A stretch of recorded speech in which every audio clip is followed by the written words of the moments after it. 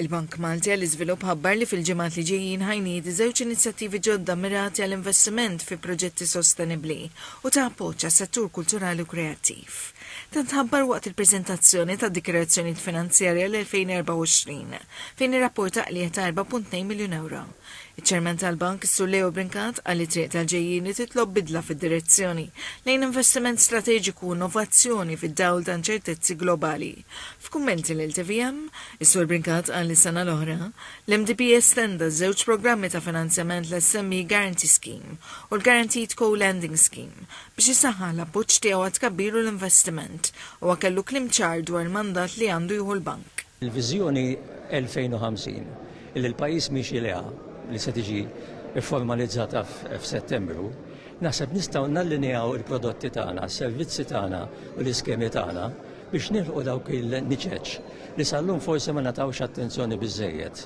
Insaħħu l-dimensjoni ambientali, nagħtu spinta lil qasam diġitali, issa għandna fondi speċjali anke għal qasam kreattiv u innovattiv. Il-Kap Eżekuttiv Paul Viazzopardi tkellem dwar il-mira tal-inizjattivi l-ġodda.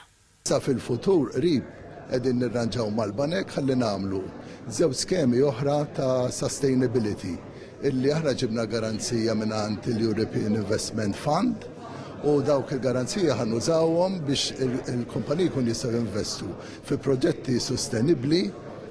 Spjega li l-bank għandu pożizzjoni unika li jindirizza nuqqasijiet kritiċi fil-finanzjament tal-SMEs u l-istudenti. Dan mingħajr ma jistrieħ fuq finanzjament minn min iħallas it-taxxi u b'mod awtonomu mill-Gvern.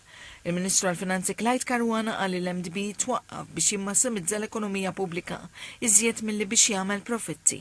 Għal il-bank mhuwiex wieħed kummerċjali u l-Gvern m'għandux l-intenzjoni li jikkompeti mal-banek tradizzjonali. Minkejja dan qal li rnexxielu jagħmel qlieħ li jippermetti lill-Gvern biex ikompli jwettaq proġetti kruċjali għall-iżvilupp tal-ekonomija. Il-bank twaqqaf l-2018 b'investiment inizjali ta' 30 miljun euro.